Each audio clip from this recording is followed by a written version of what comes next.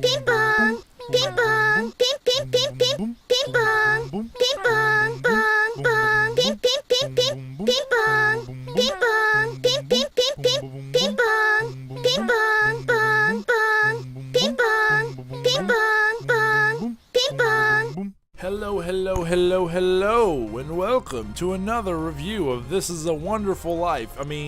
Dragon Ball Super, episode 51.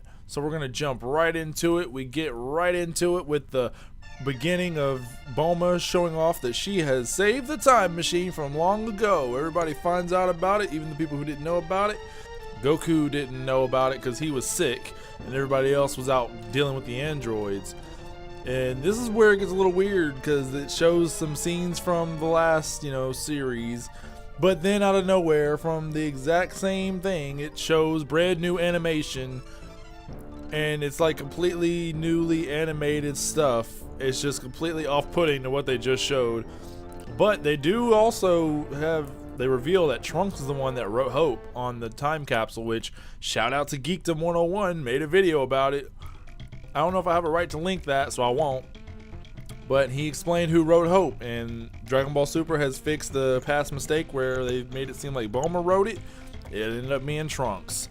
There's not really much to say with this part. There wasn't really that much that happened, aside from the weird black and white thing going on, which, I don't know. I think it was like an attempt to not mess with Trunks's blue hair being purple in the past, but then later on we see that it is blue. We'll get into that later in the preview section. Now that I'm done with that part, Bulma had decided to keep one of the capsules, the one that Cell came in, and she just forgot about it all this time ago because she wanted to study it because, she's a scientist. So eventually, she just kind of let it go because she didn't really know anything. Like, her future self has obviously seen some stuff and knows more than she does. So she doesn't know what to do with it, so she just puts it away. And then, here we go. We get to use it right now. So we got a time machine. Let's go to fight Black. But wait, we can't go fight Black yet. They gotta repair the time machine. This thing is old. It can't be put to use yet. But we get a nice moment with Vegeta here, which should be mentioned because Vegeta's really, really pissed at this point. You could tell he's getting pissed off at this point, like right now. And we don't know exactly why at this point, but I'll get into that in a moment. Beerus and Whis just chilling in the back. Goku decides now's a great time for you to train me, which just shows Goku's selfish nature. He's like, hey, train me. I need to train for Black. Please, please, please, please, please. Whis and Beerus both say they don't want to because of all this time machine business going on, all these rules breaking everywhere, and at this point it's just like they're insulting the gods. Like, all these time machines, we just told you we don't want you going in time, and now you're going back in time, and now we destroyed one. Okay, that solved the problem. But they also recognize the ring that Black wore, so we may have something with Black and Beerus. They may know each other, which we'll get into that a little bit later. So Goku decides that, well, Goku didn't decide. Somebody says, I can't remember who. They say that you should train with Vegeta, and then Vegeta just walks away, and everybody's like, Goku's like, well, he looks a bit fearful. At least that's what my sub say, which kind of sounds weird, but basically I think he's saying that he looks too angry to really mess with right now. And at this point, I gotta add that Vegeta looks fucking pissed. And here's the reason why. If you didn't catch it, I don't know if it's that subtle, but in my mind, this is what Vegeta's thinking. He wants to avenge the death of his wife, his future wife, because Black took away his wife's life. Just, can you imagine? Like, I can't wait for the point where Vegeta and Black meet each other again, and Vegeta's just gonna go all out on his ass, just trying to destroy him. He probably will if he does, because Super Saiyan Blue, Goku Black, obviously not that strong compared to what we saw him do last time. So very interesting with Vegeta right here. They say he's a bit fearful, which I just think means that he looks really pissed off. But it looks like Vegeta wants to avenge the death of his wife, which I love. I love that character development in Vegeta. This is some good character development for Vegeta. He wants revenge. He wants revenge on that guy. It may not be his wife in the present, but that's still his wife, damn it. And he's going to make Black pay for killing her. So Goku decides to go to King Kai's. He's like, well, fine, if you won't train me, Whis, I'll go to King Kai's to train. And that doesn't work out because, let's just throw in this here. I like the fact that Goku is actually getting reprimanded. Like, he is actually seeing the results of his training, just going to King Kai's place and train. It's like, oh, I got nothing to do, I'm gonna go train. King Kai, he's up for it, and he just destroys King Kai's world, and King Kai always has to fix it, and he just doesn't put it together like, maybe I should stop being a dick and destroying his planet. No, he comes here and he's like, oh, come on, Kai, we're about to train, and King Kai's like, no, get out, I don't want you here. So you're starting to see the repercussions of Goku's actions. Nobody wants to train with him. He's selfish. Like, Goku wants to train with Whis, and Whis is like, I don't want to. Beerus is like, I don't want to. He wants to go to King Kai's. King Kai's like, get off my planet, you jerk. I just love the fact that they're doing that. Then we cut to Black. Some interesting thing happens with Black here, and I just want to add something here. It's weird because they are really showing off this ring a lot now. In the first few episodes, they didn't show off the ring. I don't know if they were just trying to make a big reveal with it, but it's kind of weird that he had no ring on before and now he does. Anyway, aside from that, he seems to be practicing Goku's stance.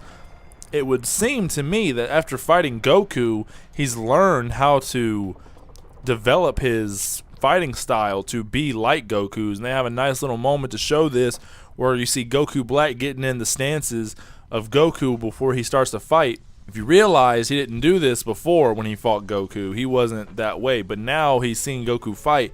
It seems like he's copying his style. And they show this by having like these flashes of color go where it shows Goku's skin over Black's body. It's very interesting, which I think this helps to support the shapeshifter theory, if anything.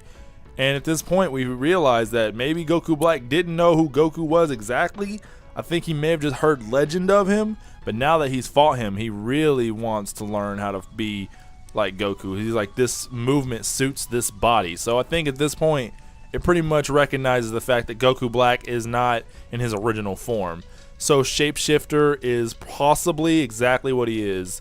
At this point, he just starts to destroying fucking Earth again. He just starts blowing it up, creating fire. They have a nice little awesome badass looking scene where he's just looking down with all the fire just surrounding the Earth as he just stands there, and he's just talking about how he wants to learn more. He wants to be stronger. He's just like Goku in the way. He just wants to get stronger, but he's the evil version of Goku. So then we cut to commercial. Then we get to see Bulma's parents, who apparently her mother can open her eyes again, because in Dragon Ball Z she's never done that, but in Dragon Ball Super she's had her eyes open many times. I don't know if Toei just forgot that she can not open her eyes, or if she could ever not open her eyes. It's kind of weird. Pilaf and the gang do have their little comedy-esque moments where they try to go help them with the groceries. In this episode, Pilaf's comedy is not all out in your face like it had been. So they reunite. Trunks gets to reunite with his family, and I'm pretty sure Trunks is loving this because he just lost his entire family in the future. Beerus and Whis have a little discussion, not really that much to go on with, but Beerus is hungry, big surprise there. Whis is saying is getting quite busy around here, and then Beerus, for no reason other than to make me laugh, spins a straw and out of nowhere just starts spinning a straw in his mouth, because that's his contribution of this episode. Just spins that straw. I don't know why they did that. He had a weird little sound effect with it. It was really, really hilarious. I laughed my ass off when I saw it, so I love it. So it's fine with me. You can, I don't know why he did that. That's some good comedy right there. It's subtle, but it's hilarious at the same time. Anyway, Bulma's mother asked Trunks if he came to train with Goku, and they all decide that they're gonna just bring the time machine. Obviously, you got to get your father, the brilliant scientist Dr. Briefson, on this, and they're gonna help each other try to fix up the time machine using future Bulma's notes. It's quite interesting. I can't wait to see what goes on. And then we have a weird moment with Pilaf again. So apparently they're still evil, and they're talking about plotting to take over the world, because that's what they've been doing this whole episode. Apparently that's the whole idea, is they're sticking around Trunks to learn about his mother's technology. I don't really know, but Bulma gets suspicious, asking what they're whispering about, and they say they're just cheering each other up. But then we have an extra little moment here where Pilaf says, "My shoe, let's do this." And Gohan and Trunks realizes, wait a minute, Mai, you're Mai. Then we have a creepy moment with Gohan. Damn it. Then we have a creepy moment with Trunks and Mai where he just grabs her head and she starts to blush. Now, hold on, before we go on, I just gotta complete. Okay, this looks a little weird, yes, and Trunks doesn't know this, so it's kind of weird for him to do it this way, but whatever. This makes more sense to me for Mai to become attracted to this Trunks in this body than Kid Trunks, because in this body she still has the mind of an adult. I should also mention, because I thought it was funny, Pilaf says, "How bold!" when Trunks grabs Mai's hand, just like he did with the other Trunks. And Trunks looks like he's like, what the fuck? This cockblock right here. So then we go on to realize that he knew Mai in the future. And Mai asks what happened to herself. But anyway, I just want to add that it's not really that weird, even though Trunks doesn't know this, because I always thought it was weird that Mai would be attracted to Kid Trunks because she's an adult. At this point, they realize, well, Bulma realizes something happened, so she pretty much gets rid of the crowd saying, you know what, it's time to get busy with the repairs, basically trying to give her son and his future girlfriend some time alone, you know, because she knows what's going on. And they're like, we got a lot of cleaning to do, so let's get to cleaning. Oh yeah, Krillin and Piccolo, you go fix the garden. They're like, what? This is what they've been reduced to. They've been reduced to gardeners. And then Piccolo just says, just think of it as training. So then we go on to a scene where we see Mai in the future, and as it turns out, like I said before, she was a part of a resistance movement. Her and Trunks were. All the humans that were left after Black showed up did create a resistance force to try and stop Black, and they had a plan to stop Black. And when Black is just walking through the desolation that he has caused, and they're putting a lot more emphasis on the Patara earring now. If you notice, in this instant, they show the Patara earring reflecting the damage on the Earth, and then later on they show the Patara earring again. They're putting a lot more emphasis on that Patara earring. So before I thought it might have just been fashion and we shouldn't even think about it, but now I think we might need to start looking at it because, well, they've put a lot of focus on it now, just like they started doing on the ring after they revealed that he had a ring on. Now he always has a ring on in his artworks, even, you know, in the past. So something interesting to note right there. The ring is now a part of his character. They have it on his character all the time anyway. He grabs the bullets looking like a G all the time. This is what all the Dragon Ball dudes do. This isn't really impressive. Of course the humans think it is, but then he goes on and he kills some humans. It's pretty freaking brutal. He kills a dude out of nowhere, just shoots ki blasts at them. So the plan here is to get Goku Black to walk into a certain area where there's buildings surrounding him. And then Mai sets off explosive once all her people get into safe positions, and it's aligned across the buildings, and they crash upon Goku Black's body.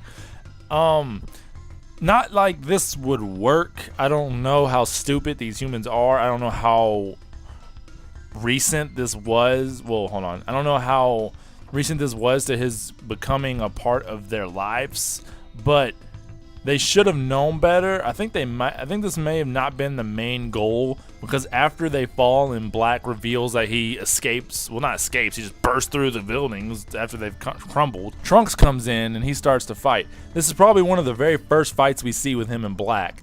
I don't think it's the first, because he doesn't act like he doesn't know about him, but he does definitely, you know, they have some words that happen, which I think is really interesting. You gotta mention. Goku Black says that you really thought that you could destroy me with such a simple tactic. You humans really are pathetic. Basically, this is what is interesting right here. We get a little bit more information into Black's mind, because in Black's head, we realize while he's fighting Trunks, he says that humans are the god's mistake. Now, this is nothing new. A lot of series, a lot of movies, TV shows, all that, they all go with this.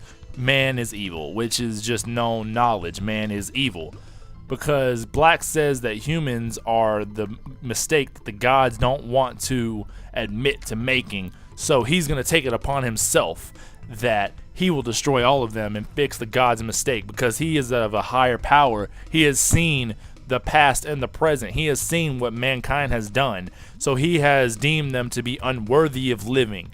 Therefore, he's here to destroy them. He's here to kill all humans because he knows how evil we are, which for a bad guy is not for a bad guy, is not a unique perspective, because this has been done a lot with a lot of deity bad guys in the past in other series and stuff. But it's logical, and I like it. I like that this gives Goku Black some character development, and we get to learn a little bit more about him. So basically, he, like I said before, he is a god with a god complex. I think it's pretty obvious if he's not a Kai, this also leads to the Kaioshin theory that he is an evil Kai.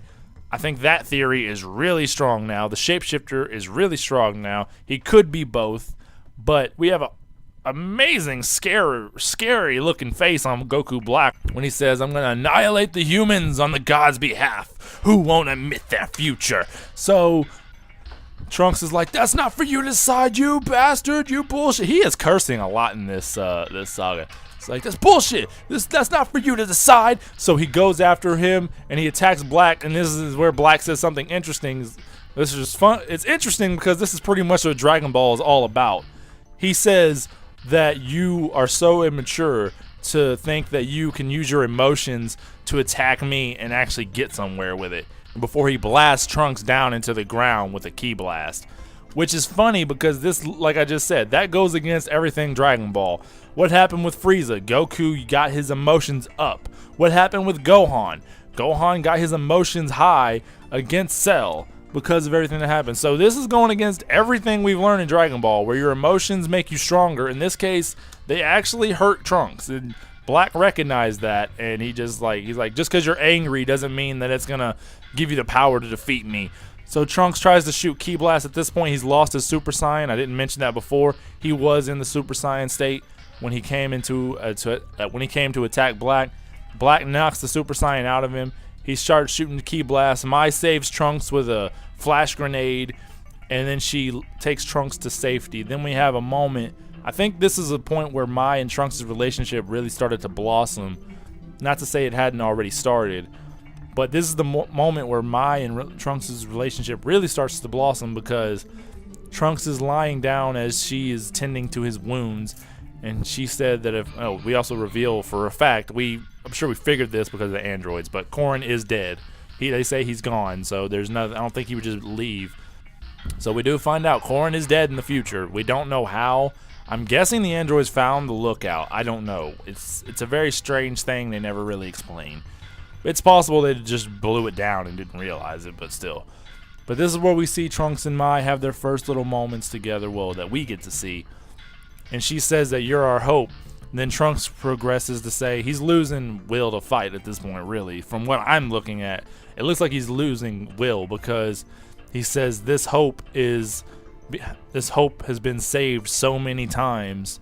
If only Gohan or Father was here, which both of them died to the androids, so I don't really know why Trunks thinks that they could take on Black, especially future Gohan, as badass as he was. He got his ass handed to him by the androids.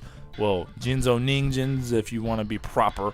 So I understand where Trunks is coming from. Maybe he's saying they could work together, but both of them died already to weaker enemies than Black. So I don't really know if that will let you defeat him. I'm just saying, Trunks, I know you look up to them, but I don't think that would really change anything. They'd probably just be dead again, just like before, and you'd be weaker. So we go on with that. Then we get to Trunks and Mai having a sweet time in the present. Trunks looks like little Trunks looks like he's like so jealous right now, and he's like, "Why didn't you bring Mai with you?" Then Trunks reveals that she dies. Well, as far as he knows, which I still have issues with her coming back to life, but whatever. They all think that she's dead. So Mai's like, "Oh my god, future me is dead." I think this is gonna lead to something, because since Pilaf and the gang are still evil from that little moment with Pilaf, I'm guessing this is gonna change Mai's perspective and actually turn her good. I'm not 100% sure. Then Pilaf and Shu, they came back to come get Mai. They say, "Well, what about us in the future?" And Trunks is just like, "I never met you." Like, oh. They're like, "We came back to get Mai," and so whatever. I thought that was funny. Oh, weird little editing thing that Dragon Ball Super seems to be forgot. Mai has been in her uniform this whole time. I mean, that's true. Mai has never been out of her uniform in this moment. However, when Pilaf and Shu come back, they're in their regular clothes. Then we cut to another scene and they're back in the fireman gear. Dragon Ball Super, you really got to get on that. That is a really, really bad mistake. Like, you just made everything confusing. Okay, last episodes we had Goku fighting Black, and he had Super Saiyan 2, Super Saiyan 1 hair in some scenes. That was kind of weird. But now you literally have people jumping from different clothes back to other clothes.